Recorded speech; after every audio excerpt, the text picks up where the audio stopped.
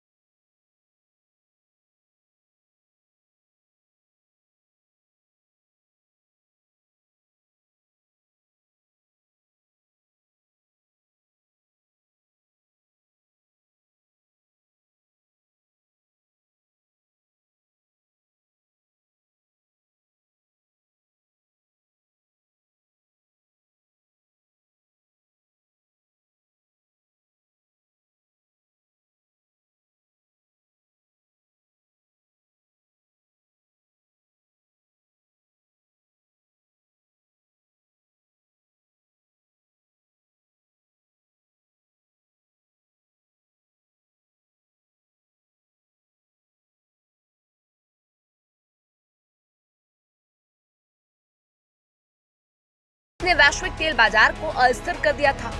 Experts के माने तो ट्रंप की बातों में जीत का जश्न तो था, लेकिन इस बात का कोई ठोस खाका नहीं था कि ये जंग वास्तव में कैसे और कब पूरी तरह खत्म होगी।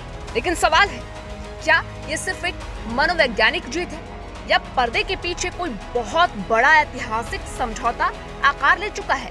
इस बात को तब और भी हवा मिल गई जब ट्रंप ने स्ट्रेट ऑफ हॉर्मुज को लेकर चौंकाने वाला बयान दिया था। ट्रंप ने हॉर्मुज स्ट्रेट जल्द खुलने और मुस्तबा के साथ मिलकर इसे कंट्रोल करने की बात कही थी। सवाल यही है कि क्या मिडिल ईस्ट की आग के बीच क्या कोई मिरेकल होने वाला है, यानी कि चमत्कार होने वाला है? दुनिया की सबसे खतरनाक समुद्री लाइन हॉर्मुज स्ट्रेट, जो कि 28 फरवरी से लगभग बंद हो चुका है, क्या वो जल्द ही खुलने वाली है? राष्ट्रपति डोनाल्ड ट्रंप ने फ्लोरिडा में पत्रकारों के सामने एक ऐसा दावा किया जिसने युद्ध के बीच नई बहस छेड़ दी है। ट्रंप ने कहा है कि ईरान के साथ बातचीत सफल रही तो हॉर्मुज स्ट्रेट जल्द ही खुलेगा, लेकिन चर्चा उनके दावों की नहीं बल्कि उनके अंदाज की है। ट्रंप ने मजाकिया लहजे में कहा, शायद हॉर्मुज का कंट्रोल मैं और आयतुल्ला मिलकर करेंगे, जो भी अगले आयतुल्ला होंगे। ट्रंप के इस बयान का असर बमों के धमाकों से भी तेज रहा। जैसे ही ट्रंप ने घोषणा की कि वे ईरान के ऊर्जा नेटवर्क पर हमले 5 दिन के लिए टाल रहे हैं, वैश्विक बाजारों ने राहत की सांस ली।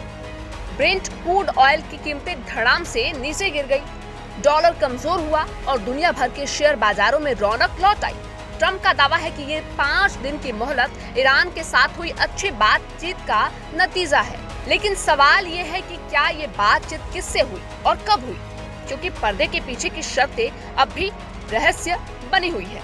जहां ट्रंप समझौते की उम्मीद जगा रहे हैं, वहीं ईरान ने उनके दावों की हवा निकाल दी है। ईरान की आधिकारिक फार्स न्यूज एजेंसी ने 2 टूक शब्दों में कहा है कि अमेरिका के साथ किसी भी तरह की सीधी या अप्रत्यक्ष बातचीत नहीं हुई है। ईरान इसे ट्रंप के माइंड गेम का हिस्सा बता रहा है। ऐसे में सवाल उठता है कि क्या ट्रंप सिर्फ युद्ध की रणनीति के तहत समय मांग रहे हैं या वाकई कोई गुप्त कूटनीति काम कर रही है? ये तनाव तब और बढ़ गया जब 18 मार्च को इजराइल ने ईरान के साउथ पार्स गैस फील्ड को निशाना बनाया। जवाब में ईरान ने कतर स्थित रास लफान LNG प्लांट पर हमला बोल दिया। ईरान ने अमेरिका को खुली चुनौती दी है, अगर हमारे पावर प्लांट्स पर आंच आई तो खाड़ी में मौजूद अमेरिकी बेस की बिजली भी गुल कर दी जाएगी। ये एनर्जी वॉर अब उस मोड़ पर है जहां एक चिंगारी पूरी दुनिया को अंधेरे में धकेल सकती है। हॉर्मुज स्ट्रेट से दुनिया के 20% तेल और गैस की सप्लाई होती है।